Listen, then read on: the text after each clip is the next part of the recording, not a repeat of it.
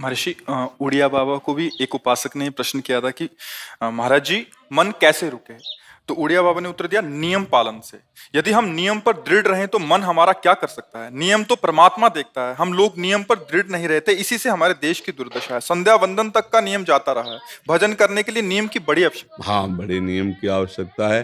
तो जैसे प्रातः काल से सायंकाल तक की हर व्यक्ति की अपनी एक दिनचर्या होनी चाहिए। ऐसा नहीं कि आज हम 4 बजे उठे, कल 7 बजे उठे, पर फिर मन को आप कंट्रोल नहीं कर पाएंगे। मन के लिए एक दिनचर्या होनी चाहिए कि हमको 10 बजे सोना है, 4 बजे उठ जाना है, तो फिर 4 से 4:15 नहीं होना चाहिए, 4 बजे उठ जाना, ऐसा नियम बना ले। और उठ करके हमको थोड़ी देर नाम जप करना है, थोड़ी देर हमें वाणी जी का गायन करना है, थोड़ी देर हमें ध्यान, एक अपनी दिनचर्या। फिर हम अपने संसार के कार्य के नियम, जो संसार के कार्य हैं, उनको भी करते हुए भगवान को समर्पित करें। जैसे जो पद में है, जो आपको राष्ट्र सेवा मिली है, जो आपको समाज सेवा के पद मिले हैं, या आपको जो घर की सेवा के कार्य मिले हैं, उनमें बहुत धर्म पूर्वक आचरण होना चाहिए।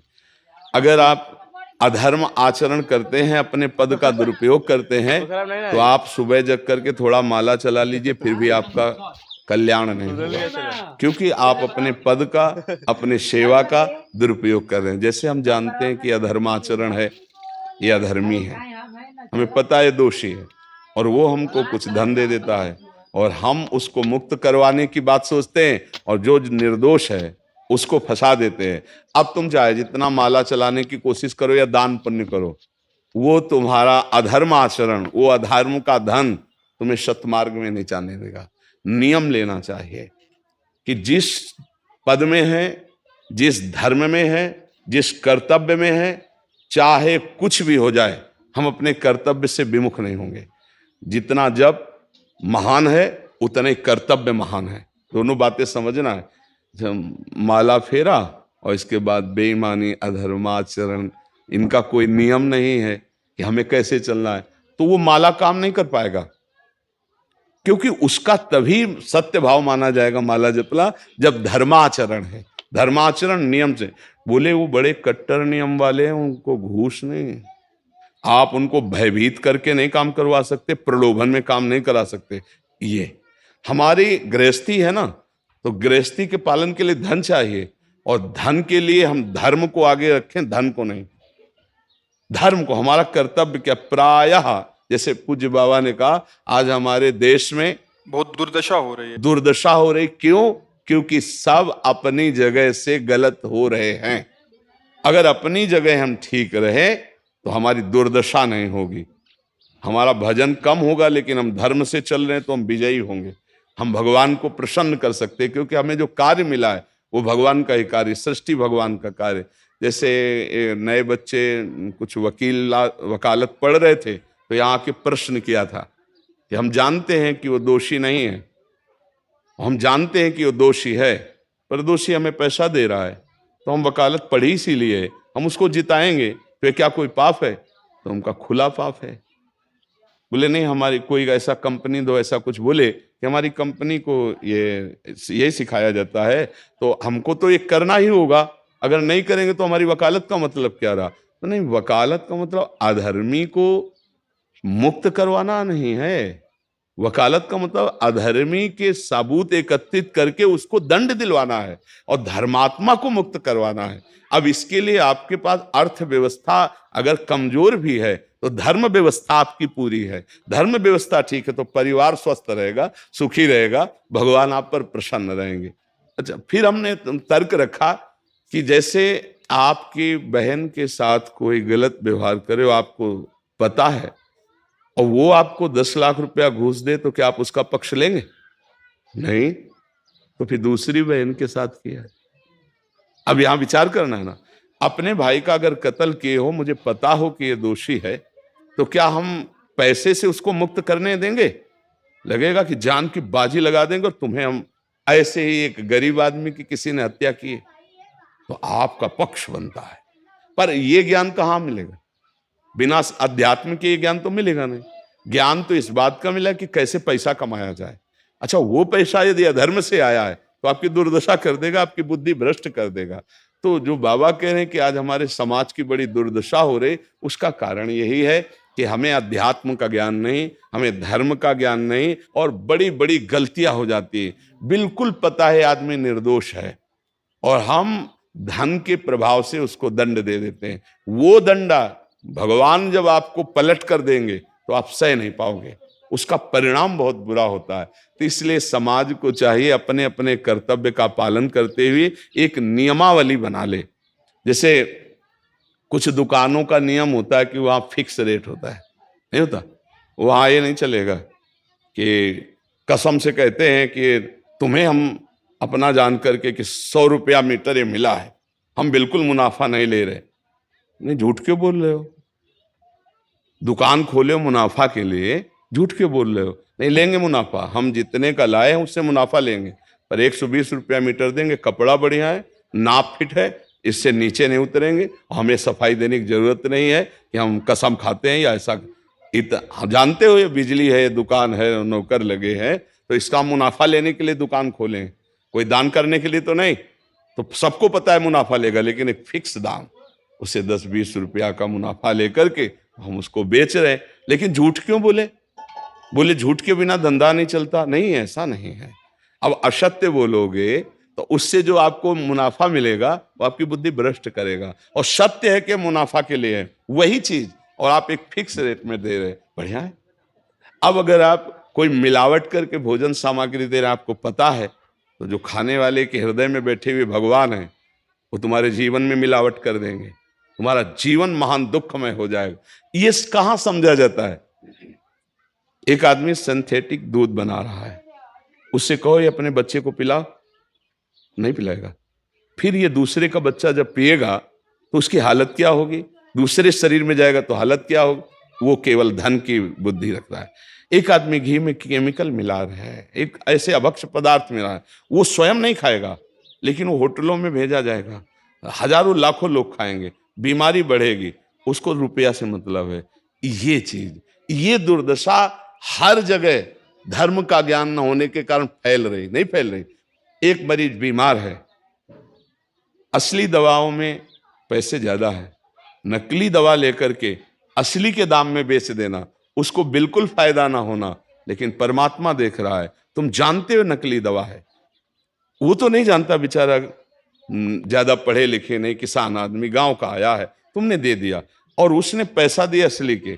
अब वो पैसा तुम्हारी बुद्धि भ्रष्ट करेगा, तुम्हारे परिवार में कलह पैदा करेगा और तुम्हारा पतन कर देगा। ऐसे हर डिपार्टमेंट में, हर विषय में यदि हम अपने धर्म से चले, अपने सत्य से चले और थोड़ा भी भजन होगा, वो आपको उत्तम गति प्रदान करेगा। पर ऐसा कहां समझ में आ रहा? अध्यात्म के बिना भला ऐसा समझ में आएगा? तो इसीलिए कह रहे हैं हमारे देश की दुर्दशा हो रही। पूर्वजों में पहले ये था कि हमारा धर्म नहीं जाना चाहिए चाहे प्राण चले जाएं, हमारा चरित्र नहीं जाना चाहिए चाहे सर्वस्व नष्ट हो जाए।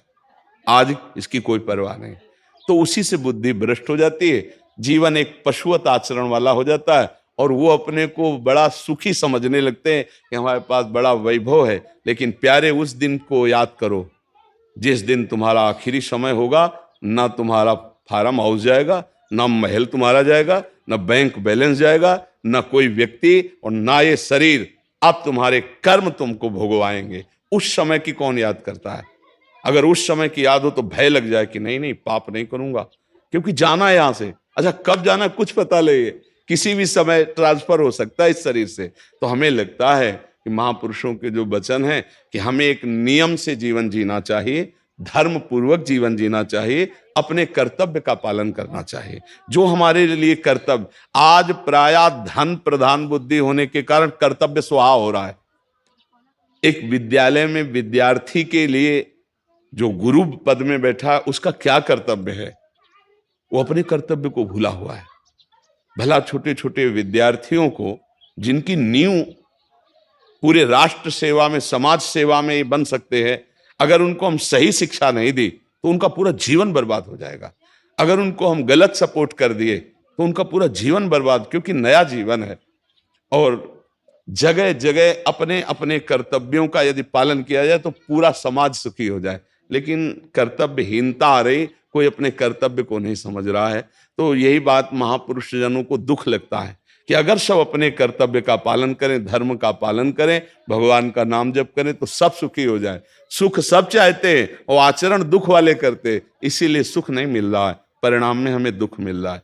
सच्ची मानना, वो रुपया पूरे परिवार में अशांति पैदा कर देगा। और धर्म पूर्वक 100 रुपया लाओगे और 4-5 परिवार के बैठ के नमक रोटी खाओगे, आनंद से सोओगे, बड़ा प्यार रहेगा, भगवान की कृपा रहेगी। पर ये बात समझ में नहीं आती है। तो ये वृत्ति अगर छोड़ी ना जाएगी तो कुछ भी कर लो, कहीं भी दान पुण्य कर लो, लाभ नहीं मिलेगा। अगर दान देने की बात कही गई है तो धर्म पूर्वक कमाए हुए धन से। अगर आप मेहनत से कमाए हो ना, 10 रुपया दे दोगे ना, तो 10 रुपये का वो आटा लाके अगर 2 रोटी खाएगा तो खूब वजन होगा। वो आप 1 लाख रुपया बेईमानी कर रख दोगे ना, तो बैठे बैठे वो गंदा ही सोचेगा, भजन नहीं होगा। उसका गंदा सोचना और आपका गंदा करना दोनों मिल करके, उसके कारण भी तो आप बने ना, तो आपका ही पतन हो जाएगा। उसको तो भगवान बचा लेंगे क्योंकि भगवान की शरण में। तो मुझे लगता है अधर्म के धन से कभी किसी को लाभ नहीं मिलता। तो अपने कर्तव्य का पालन करते हुए यदि नाम जप किया जाए तो बहुत जल्दी हमको लाभ प्राप्त हो जाए। बहुत सुंदर मतलब ये चर्चा होती है, अगर आप लोग इसको धारण कर लें तो निहाल हो जाएंगे। सच्ची कह रहे, ये जो बातें हैं ये बहुत सुंदर जीवन को पुष्ट करने वाली हैं, पर आप धारण कर लें तो बात है। नहीं तो जैसे लाभ दिखाई दे रहा 50,000, तो ये बातें भूल जाओगे, ये बातें अच्छी नहीं लगेंगी। हे यार, बहुत बढ़िया काम घर में आएगा, पर हमारी ये बात ध्यान रखना, वो 50,000 घर में अशांति पैदा कर देगा। सच्ची मानना, आप धर्म से चलना, धर्म से चलोगे तो भगवान तुम्हारी रक्षा में रहेंगे। अधर्माचरण, देखो कैसी कैसी घटनाएं होती हैं।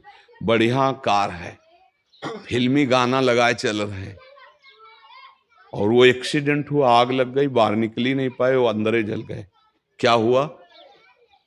ये करोड़ों रुपए की कार भूंज दिया तुमको अंदर ही बैठाल के, धू धू करके आग लग गई, अंदर जल। ऐसे जलना चाहते हो या भगवान के आनंद में चिंतन करके शरीर छोटे हो फिर दाह संस्कार हो? ऐसे ये सब लोग भगवान के नाम का कीर्तन करते ही जा रहे, फिर आपका अंतिम संस्कार, वहां जीवित जल गए। क्या हो सकता है? एक एक पल तुम्हारे कर्म का हिसाब होगा, एक एक सेकंड का।